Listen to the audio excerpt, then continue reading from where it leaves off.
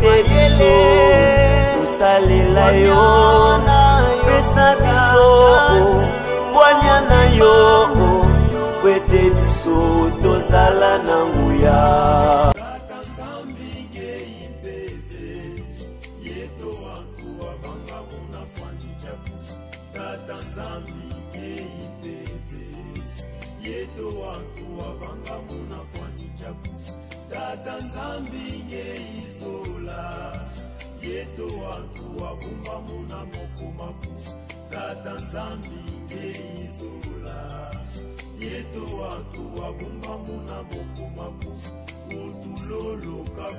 Okombo Yanzambe Tata, Nzambe Mwana Nzambe Tata Molimo Santo, très chers téléspectateurs, abonnés et followers.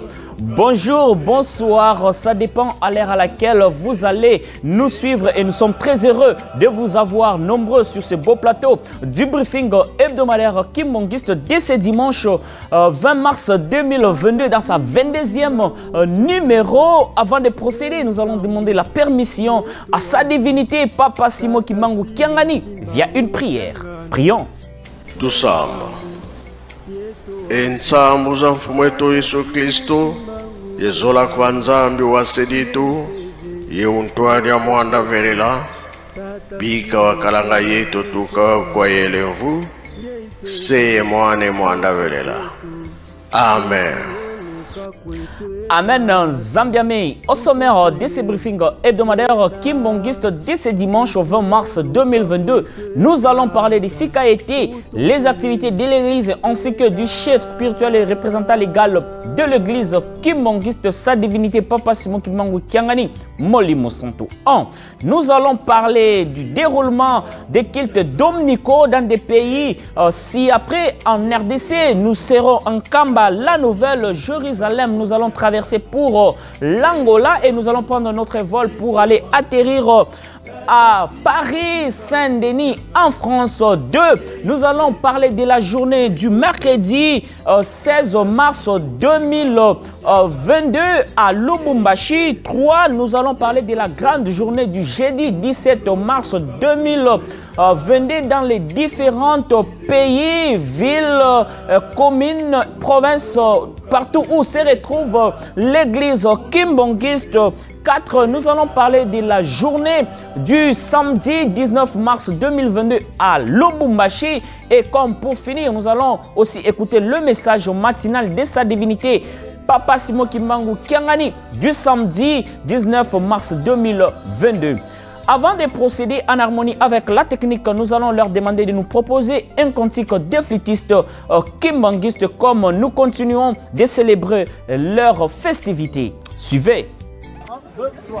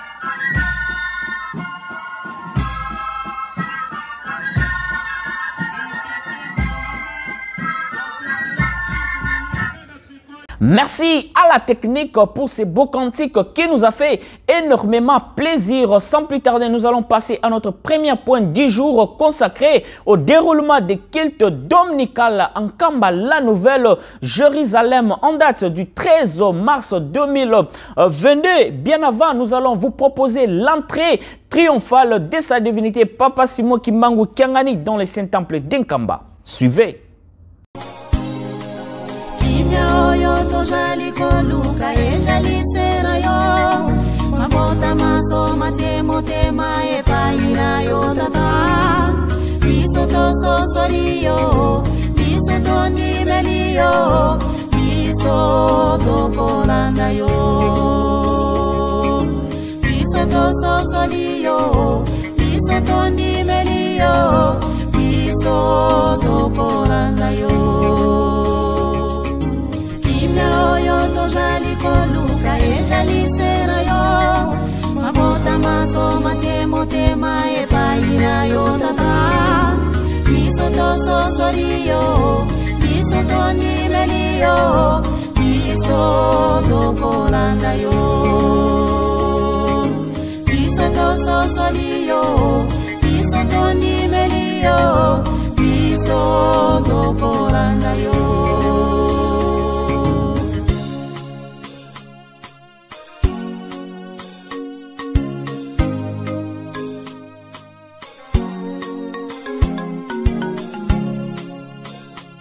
Après son entrée triomphale dans le Saint-Temple d'Nkamba, ensemble avec la fanfare kimongiste, accueillons notre Dieu avec joie. Papa Oye!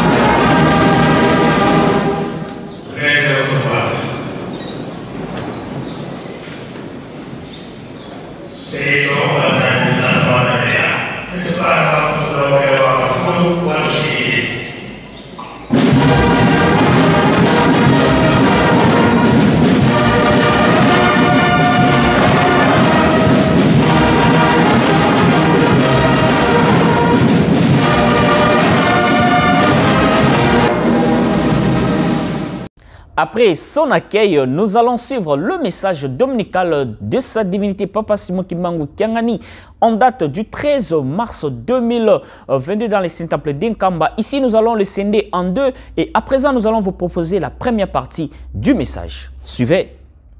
Tusamba.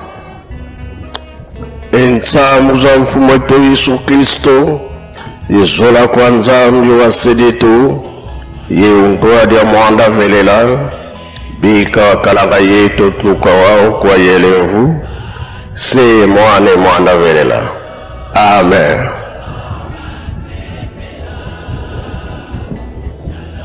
Na kombo tata mwana pe tata Molimo Santo tolanda ki mateyi na biso mama selo mutate ya kibiso abandela ke na banzemba bayuda akena mibeko mikanda na ya suka toyoki tobomba tosalela pona mokolo wana tobika tango tozali ntango ya pasi tata Nzambe alobelaka yango kolo Yesu alobelaka yango tata Molimo Santo pe alobelaka yango batata na biso yango bapesaki biso libondeli ya le 6 avril kinkenga mpadila mbangala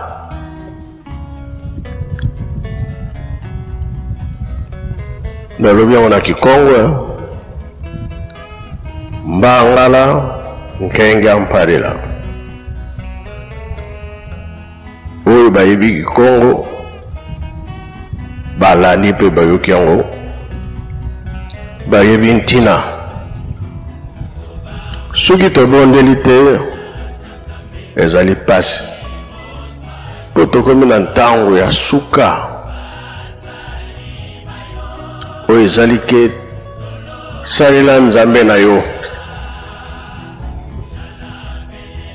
mokolo wana nde lobiko ekozala kati na yo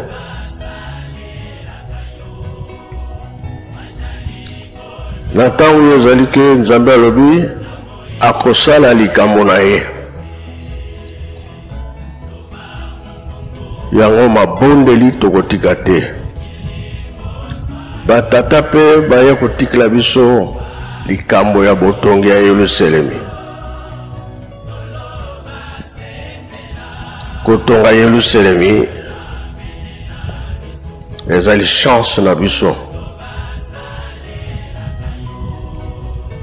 bokoki kozala na ville mais oyo etangami Yerusalemi ndenge tata Nzambe alobaki na koko ya Abraham alakisaki ye makambo mingi oyo ezali ke bokokota bowumbu boyekola ngai Nzambe. Moïse ntango abimisaki bana Israel libota oyo Nzambe atiaki elaka lelo oyo soki toza kolanda mibeko Nzambe mutu apesaki yango akomaki yango na maboko ya ye moko lakisike tobosanaka mabondeli te tobosanaka mibeko te bolingo surtout misala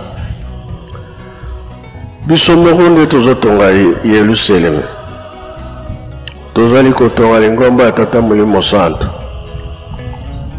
eza motungisi te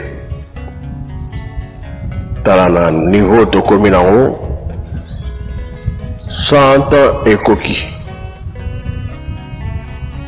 tolobi nzela oyo akendaki makolo tosalama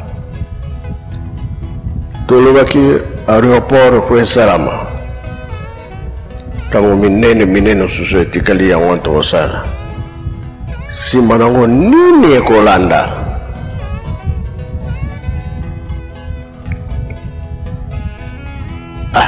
balobaka kaka bongo makambo yango mpe ezomonana te eza kowumela soki eza kowumela biso moko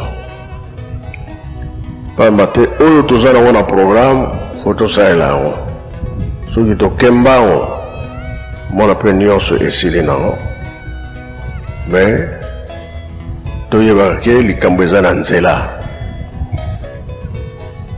bazali programme nene bazali kopesa biso soki oyo wana so esili monde bakoya koluka yo mokili bakoya koluka yo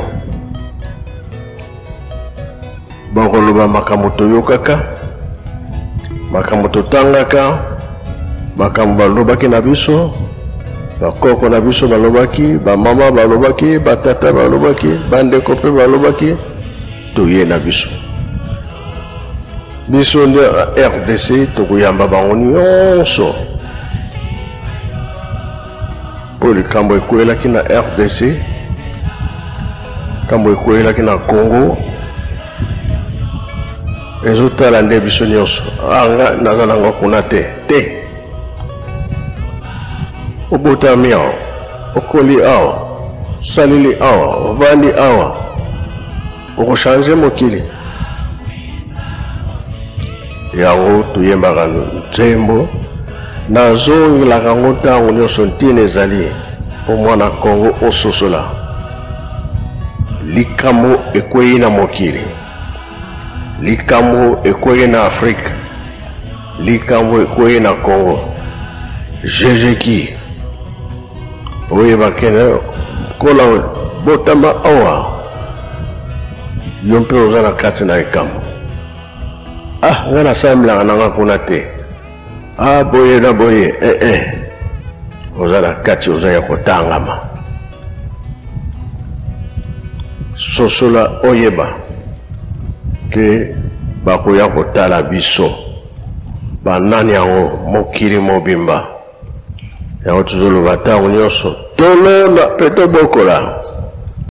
Après avoir suivi avec beaucoup d'attention le premier message de notre Dieu, à présent nous allons vous proposer la suite du message du 13 mars 2022 dans le Saint-Temple d'Inkamba. Suivez. Tolesa mokili mobimba. Jejeki.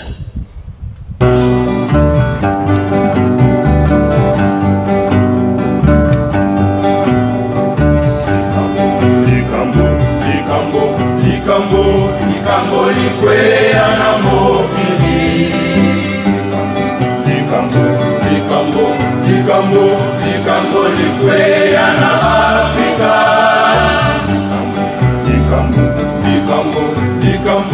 likambo likwea na Kongo bato ya mangele basangana bayekola yango bato ya bwanya basangana basosola yango makanga nzambe balimbi basangana basakola yango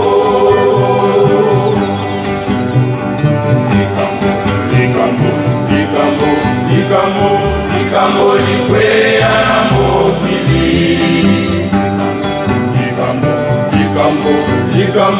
likambo likwea na Afrika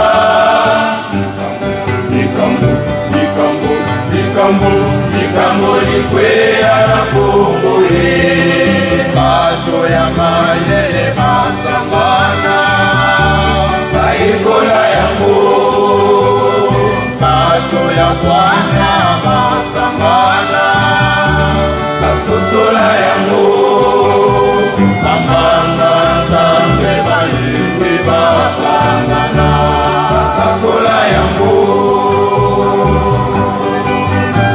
likambo linene likwea na mokili lilingilisa kwamba liye likonga mauta kala na mokanda mwa nzambe nzambe akokita kovanda na bato na ye esika moko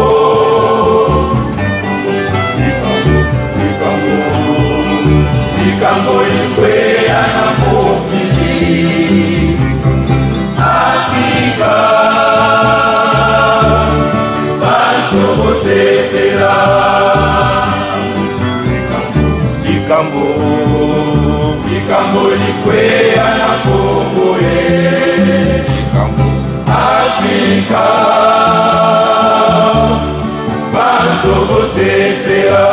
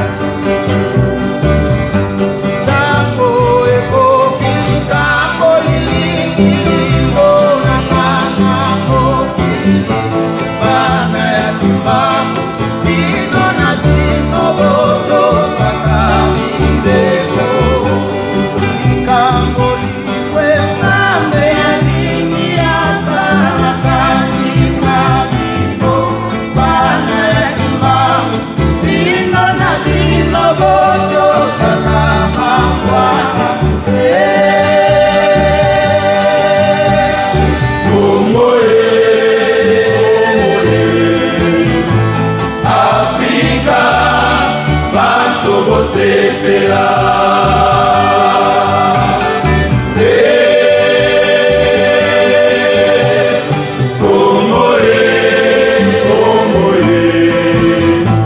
Africa baso sepela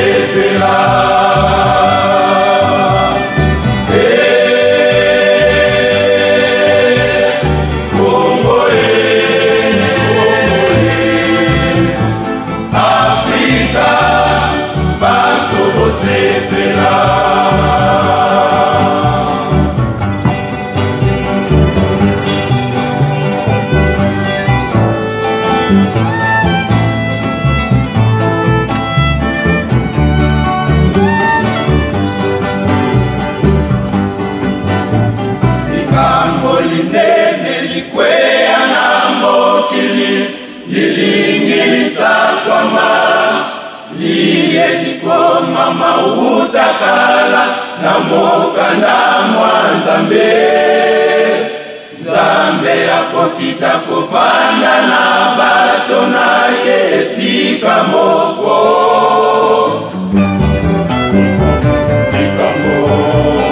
likambo likwea na mokili Afrika baso sepela likambo likwea na momoye Afrika baso sepela. Merci Jojeki eza likambo ya tata Nzambe oyo ezali ke bato ya mayele bayekola yango bato na bwana bayebi yango banganga Nzambe bateya yango yo Congo yo Afrique sepela bazotinda biso balobi bien totosa bamvoala papa Kisolokele papa de Alungana papa de Ngenda Kuntima batikili biso programme batu wana bakoya koluka likambo sembo ezali clair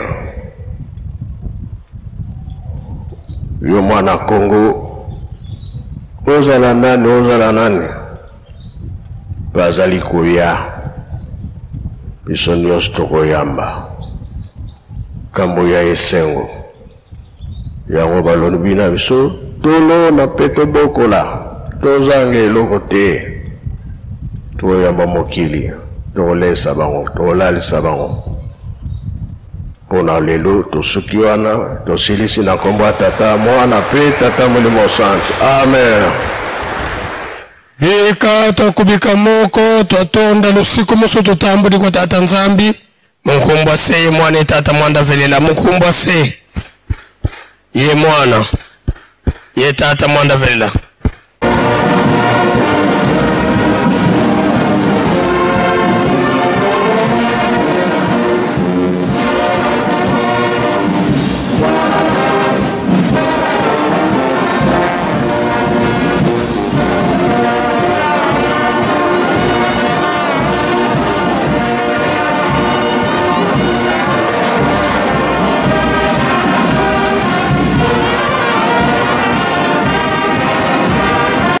Après Kamba, la nouvelle Jérusalem, nous allons traverser pour nous rendre en Angola, précisément à Lukapa, où nous allons vous proposer l'ambiance du dimanche 13 mars 2022 de la chorale des enfants kimonguistes dirigée par le président national exécutif du collège de l'Angola. Ici, nous allons vous proposer juste un extrait. Suivez.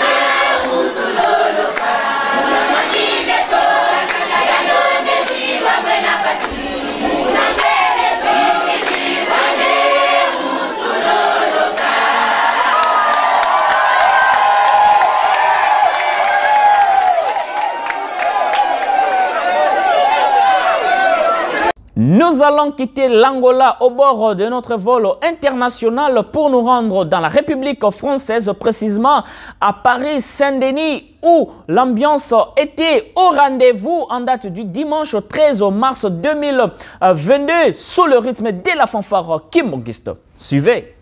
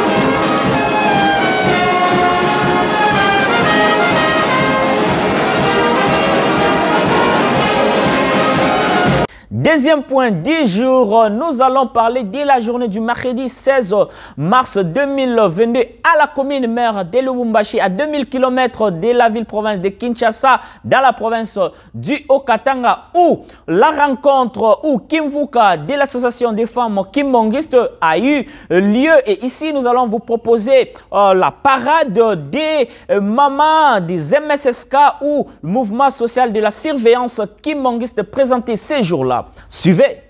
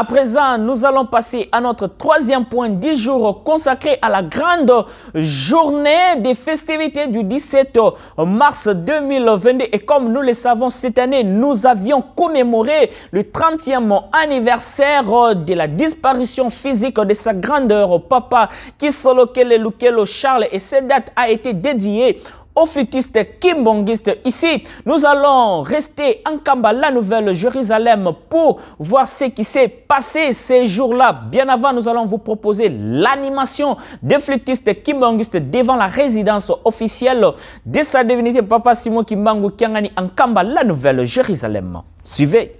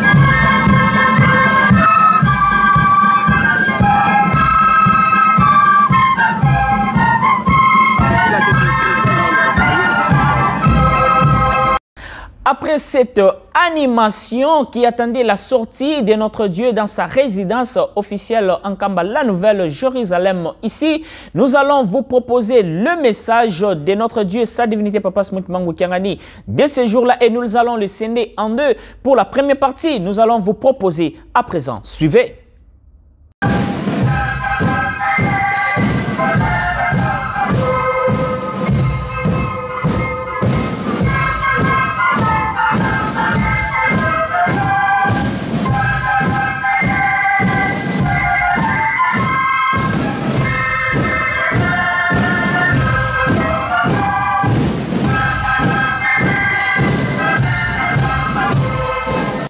Kimbangisme oye. Kimbangisme oye. Kimbangisme oye.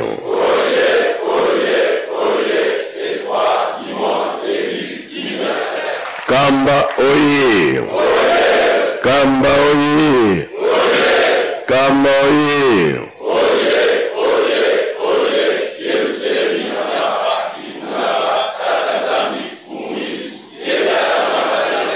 Fliki oye. Fliki oye. Fliki oye. Eouloué. Embazié. Bilouyakoulé. Yamalala. Esengobi esengote. Qui est ce loga qui est ce koué.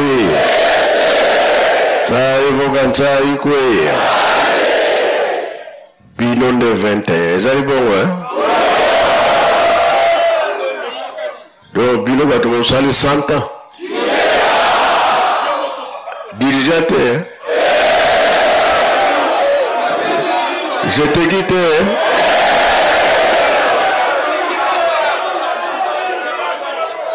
J'ai quitté, hein? Oh. Donc, il y a Zalagate. Kaka 21. Ah. Si vous faites l'accent, j'étais qui est loin. Bon, vous l'accentez, vous l'accentez. Papa, tu l'accentez. Friki oye! Papa, ndenge na lobaka ngotango nyonso, mbongo ya jeteki nde utaka awa.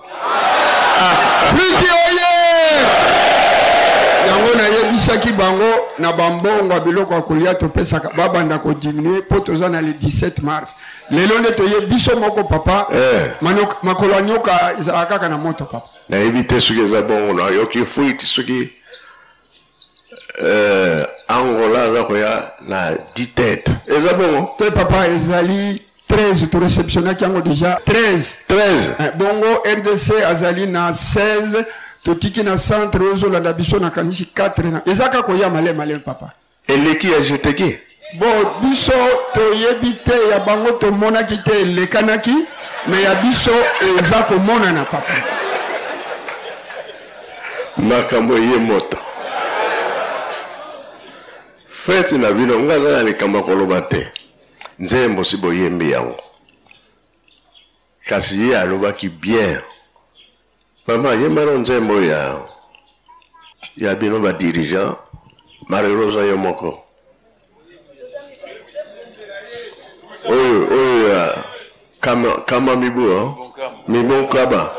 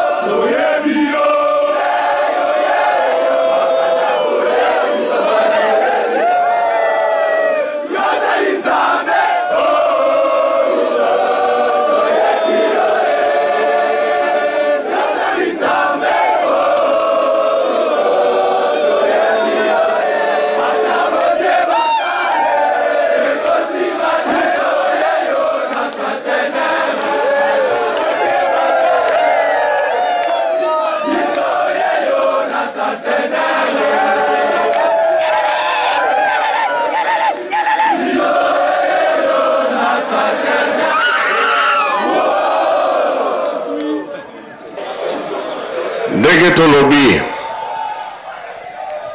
na bango toza en direct toyokani nani oso losengi.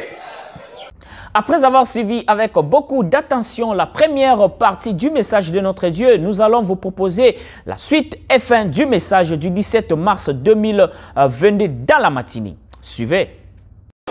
Ndenge tolobi na bango toza en direct toyokani nani oso losengi nanzembo toyembi pardon ya suka makambo ezali be ezali te. Wow, ezali na mutalaka ekokita.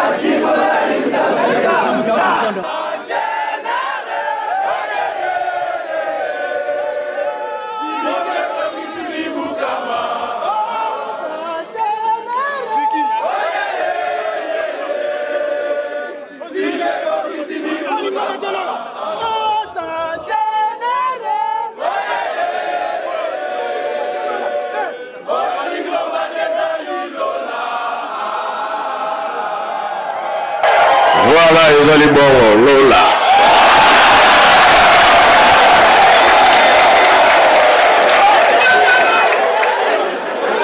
Soki tolobi za mutalaka toujours la nzela na aéroport.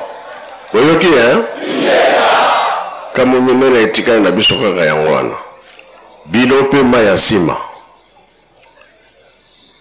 Mutu nyonso so yake kuna azana esengo.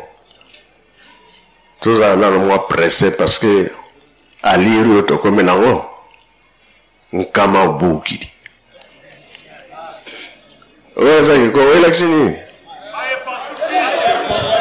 Papa elakisima et pasuki donc et pasuki papa. Bilonde ko pasoli avant. Il est ta papa. Bilonde 21 alors. Il est ta papa sur encore 21. Donc tout le bal sous tout si to lobby. Si tu yokani, banzembo e presibiso makambo. Toza en direct. La boyeto si na komba tata mwana pe tata molimo santo. Amen. Fliki oye! Fliki oye! Toyoki te! Tokobakisa makasi o tokobakisa te! Tobongisa maboko totonda malendisi ya tata Nzambe okombo ya tata mwana pe tata molimo santo okombo ya tata ya mwana tata molimo santo.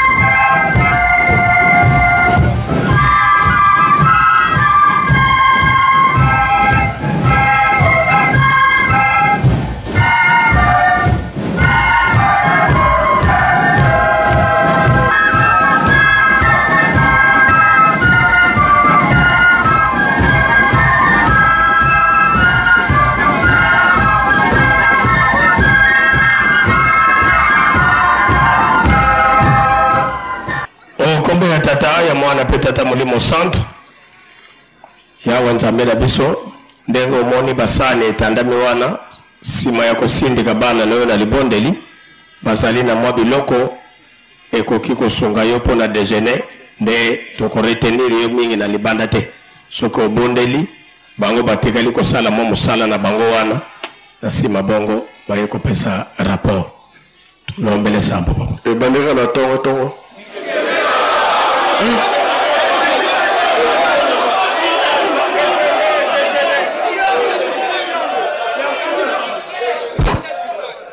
pona moni ba sani ya buro eza wana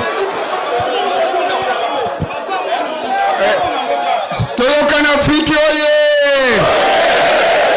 papa ezali clôture ya centenaire ya bafrikiste toyebi kozana bato ebele pe na tongo boye neti mwa sardine kozanga mwa fisukale kozanga yango bana bakanisaki bakoki kotia mwa eloko na sani ndenge papa vile alobi soki ekozala possible soko sindiki biso totikali kotia bongo toye kolakisa mais déjeuner ezali ingeta papa wana eza cadeau ya déjeuner te papa wana eza ka déjeuner ebandeli entrée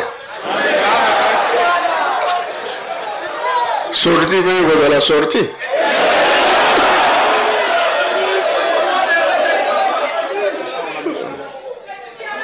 tout le monde est là tata nzambe nkolo yesu tata molimo centre bobatelaki biso na butu bobatela biso mpe na moi lelo eza mokolo monene mpo na biso toye kozwa nde mapamboli mpe kosala misala tozali kotonga yelusalemi programe monene toza nango mpo na yelusalemi ebandeli ti suka azala na biso elongo na kombo ya tata mwana mpe tata molimo centre amen loyendaki mbote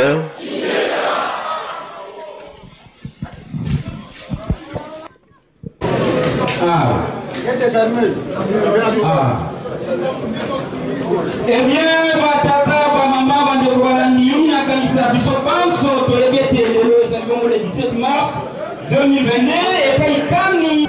Kombo na ngai papa Freddy Lumonantsoni na uti na mboka ya Lyon na France. Nazali flûtiste et puis nazali conseiller général résident et coordonnateur ya Flûti Europe, Amérique, Asie et Océanie. La délégation Europe, tu as 15 flûtistes. Oh, tu as payé, tu as papa Simon qui manque un an. Et c'est un makasi parce que Miloulou, on est à clôturer. Miloulou n'a biso ya centenaire ya Lingomba. Et puis biso wa flûtiste peut to kokisi 100 ans. Yango to peut clôturer ngo et longo na papa mokonza boule. Donc c'est un makasi. Quand bezali ya roningana, peut flûtiste nyonso za mobiliser et c'est un makasi ya solo. Tous dans la bomoko, ma bondeli, mibeko bolingo misala pamba te mokili ezali ya roningana. Période haute komi eza période moko difficile, il faut tous dans la très éveillé, toyo kaka, nenge papa mokonza bula lobara lito ina biso etala toujours dans kamba. Yango wana nde conseil ya malunga na kopesa na ba flûtiste, pe na sima ba flûtiste na kopesa na bandimi nyonso. Merci beaucoup.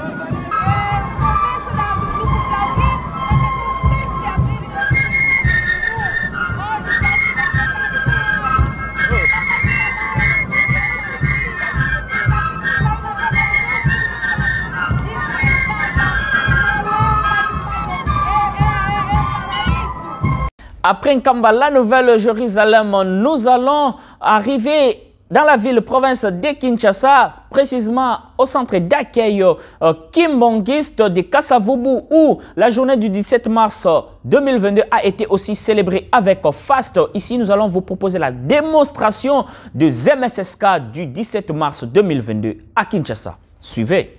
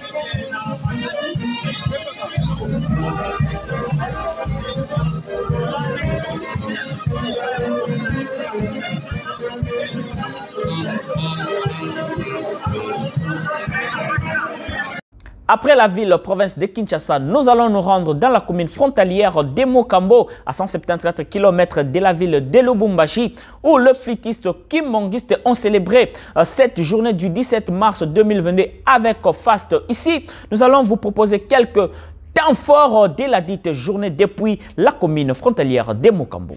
Suivez.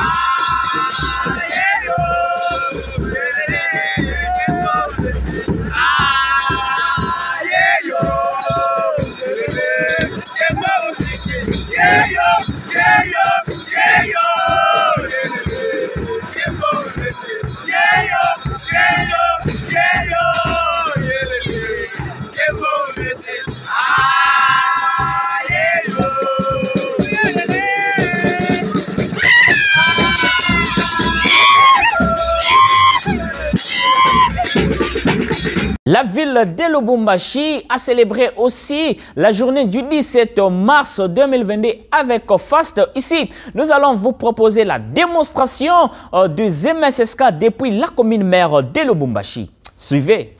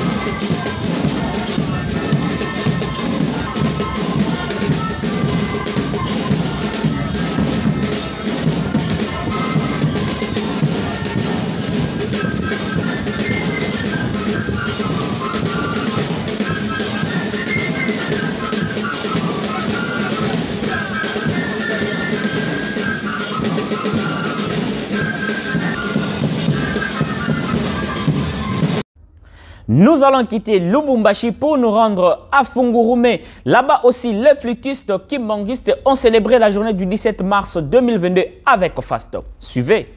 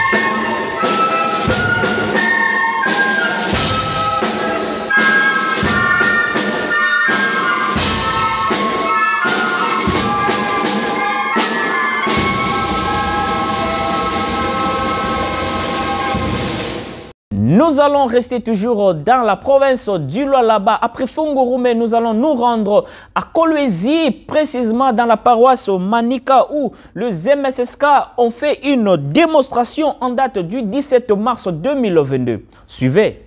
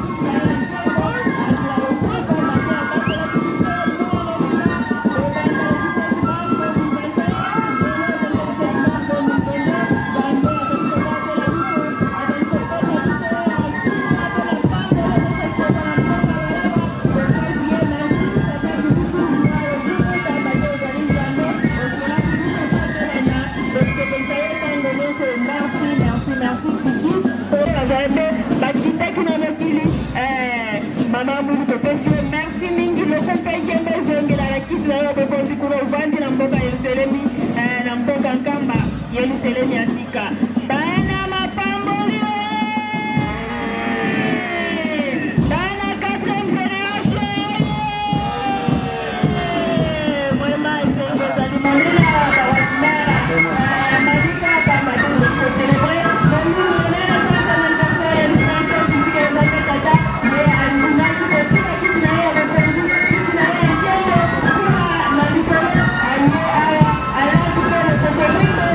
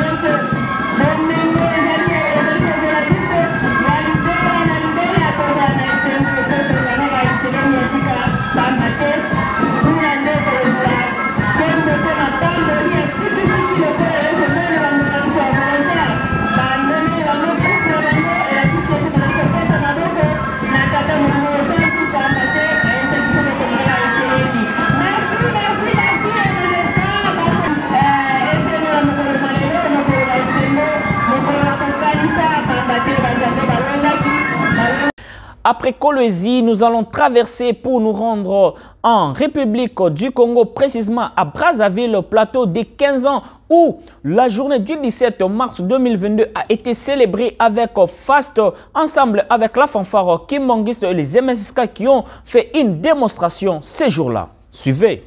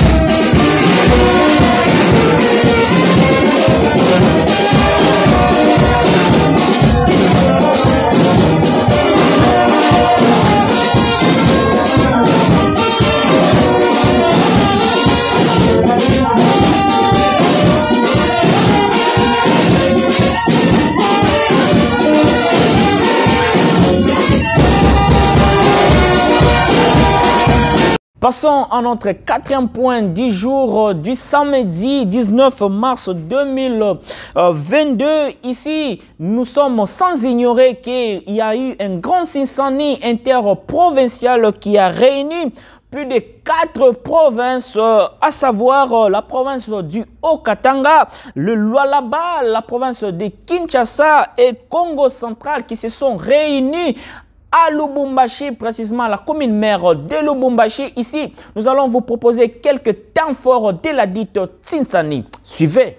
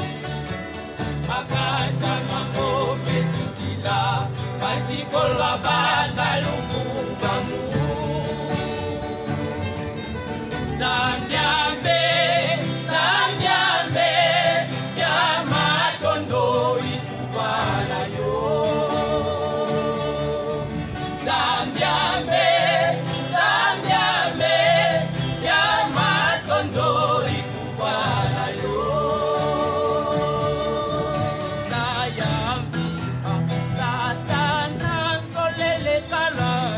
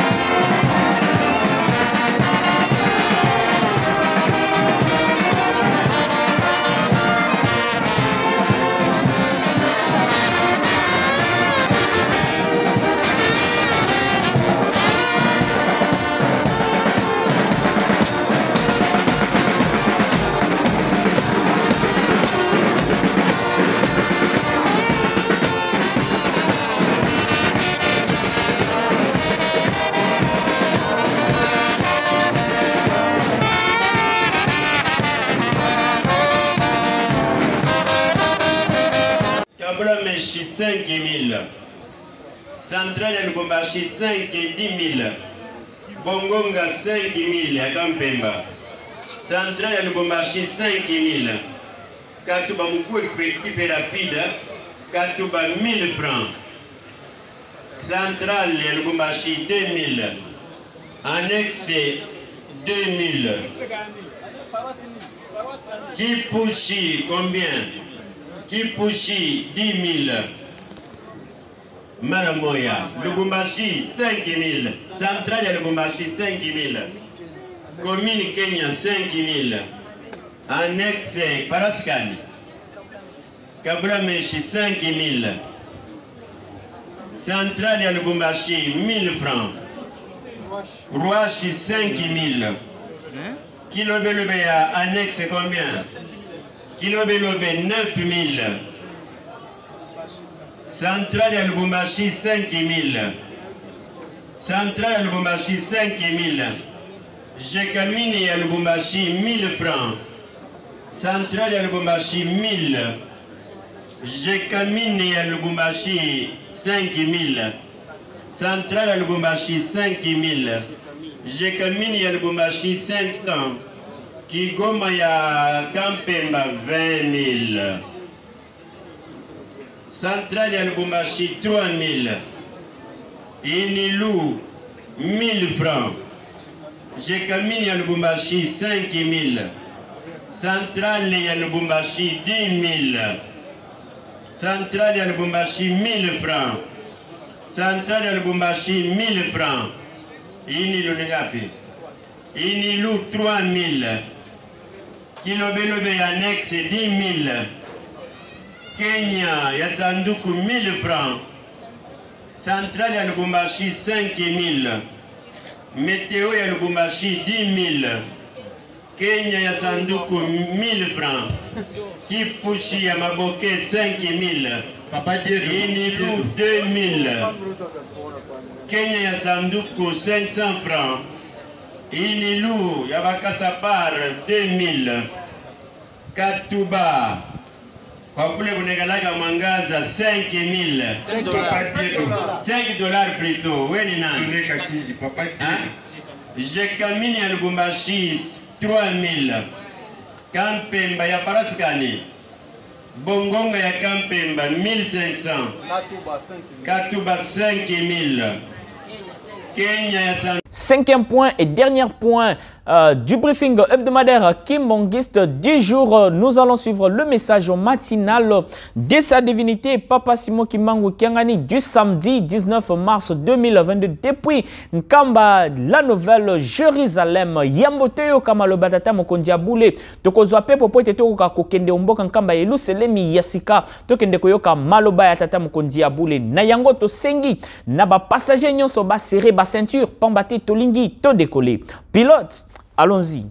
Ambitata kolo Yesu mpe molimo santu avandiombo kangamba Yerusalemi sokito jaliko mona basi swete to jaliko bosana Yerusalemi mbuga ya kimya Yerusalemi sokito jaliko mona basi swete to jaliko bosana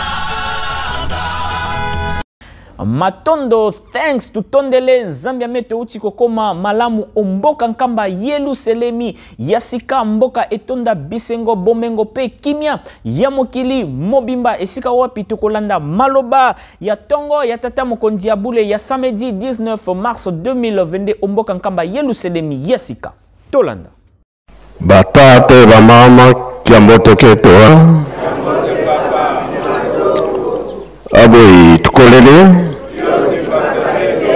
tuteze le fiot na kombo tata mwana pe tata molimo santo oyo balu na biso yango ne tosalela tongolelo tuza na ntinsale batata na bamama mpona majute tuza na pause nsima nde tozongi tosisa misala mpo topesa mpe bakupu tosilisi boye na kombo tata mwana pe tata molimo santo amen.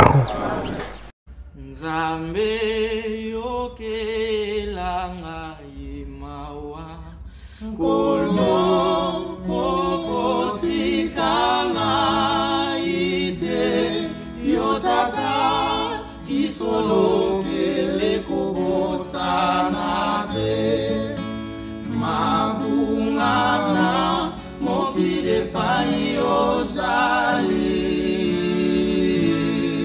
Chers tous, nous n'allons pas finir ces briefings hebdomadaires Kimbangiste sans pour autant penser à tous ceux qui nous encouragent nuit et jour, d'où vous méritez nos dédicaces. Entre autres, Papa, Révérend Pasteur Guy Kassongo depuis la commune frontalière de Mokambo, à Maman Lydianko Diamouadi depuis Paris en France, à Maman Mims Okemba depuis Berlin en Allemagne, à Maman Gloire depuis la ville de Lubumbashi, à Maman Goretti Adassa depuis la ville de Lubumbashi, à Maman Eldames depuis Dubaï, à Papa Frank Nteka depuis l'Afrique du Sud, à Maman Golkingola depuis Kimpese au Congo central, à Maman Michel Kems depuis la Russie, à Maman Christiana depuis la ville de Lubumbashi, à Papa Gaylor Kombai depuis la ville de Lubumbashi, à Papa Ilinga Kameya depuis la commune frontalière de Mokambo, à Papa Gaylor Ilunga DG depuis la ville de Lubumbashi, à Maman Cynthia Kant depuis la ville de Lubumbashi, à Maman Nelly Luciama depuis Mbujimaye, à Papa Blondel depuis l'Afrique du Sud, à Maman Shekina Malangu depuis la ville de Lubumbashi, à Papa Guyefa depuis Londres en Grande-Bretagne, à Papa Smith depuis Fungurume, à Maman Maggie Bakajika depuis la ville province de Kinshasa, à Papa Pierre Kalunga depuis la ville de Lubumbashi, à Papa Coach Cédric depuis Lille en France, à Maman Regina depuis l'Afrique du Sud, à Papa Vital Mbia depuis la ville de Lubumbashi, à Maman Dimercia Kibangu depuis la ville de Lubumbashi, à Maman Nadada La Joie depuis Tunisie, à Papa Jacquemin Anfri depuis la commune frontalière de Mokambo, à Papa Po Igwenfumu depuis la Zambie, à Maman Desouza Mianda depuis la ville de Lubumbashi, à Maman Alde depuis la République du Congo à Brazzaville, à Maman Anna Zoli depuis la République du Congo à Brazzaville, à Maman Priscilla depuis le Sénégal, à Maman Ornella Malela depuis la ville de Lubumbashi, à Papa Phoenix depuis la ville de Lubumbashi, à Papa Denis Saint-Denis depuis les États-Unis. Merci à tous et nous sommes humblement très reconnaissants. Laisse que notre Dieu vous bénisse abondamment et continuez de nous encourager chaque jour pour nous permettre aussi d'améliorer notre manière de travailler. Bon dimanche chez vous et bon début de la semaine. Nous vous aimons bien.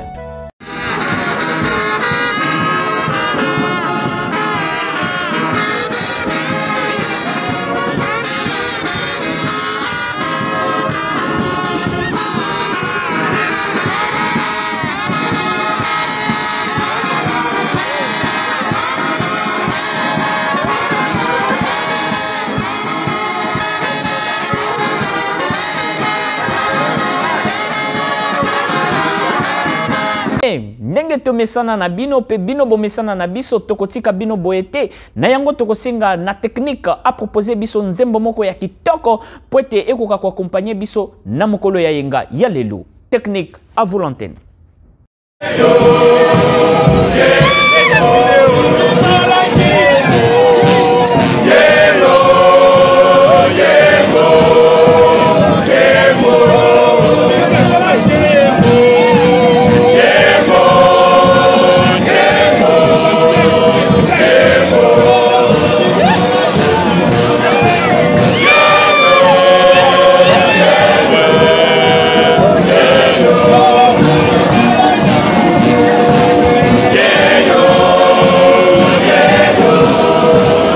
Matondo tutondele thanks tunashukuru twatotela tutondele obrigada na technique na loyembo kitoko outi kopesa biso na mokolo ya lelo yambo tosilisa briefing hebdomadaire kimbongiste na biso ya mokolo mwa lelo tokopesa ba remerciement pe ba reconnaissance na biso na ba banso bazali kokomela biso na se ya chaîne YouTube na biso ya Ratelki Mokambo entre autres Mama Michel Kims, Mama Lydia Nkodia, Mwadi, Papa Blondel, Papa Igwe Mfumu, Mama Nadada La Joie, Mama Mims Okemba, Mama Mira Yesa et Papa Philippe Mbote Nabino Biskanyo Sobozwami Boyeba ete Tolinga Kabino Mingi Botika ete Tata Molimo Santu Abate Labino Abax Labino Mingi Koleka Bino Nama Bote Nabino Mobimba. Bon dimanche chez vous et bon début de la semaine. Nabaye Banso Bazali Kolanda Biso na Mosika to Pesi Bino Mbote Boyeba ete Tolinga Kabino Mingi Botika ete Tata Molimo Santu Abate Labino Pabix Labino ya Mingi Koleka Bino, Namabote Nabino, Mobimba, bon dimanche chez vous et bon début de la semaine chez vous. C'est par ici que nous mettons un point final à notre briefing hebdomadaire Kim Mongiste DC, dimanche 20 mars 2022. Merci à tous de nous avoir suivis de partout dans le monde entier, surtout à ceux qui ne cessent de prier pour nous, pour l'avancement de cette œuvre salvatrice. Surtout, n'oubliez pas de vous abonner, partager, commenter et liker notre chaîne YouTube. Nous avons ainsi fini dans le trône saint. Dieu le Père, le Fils et Dieu le Saint-Esprit. Ciao et à la prochaine. Bon début de la semaine et bon dimanche chez vous.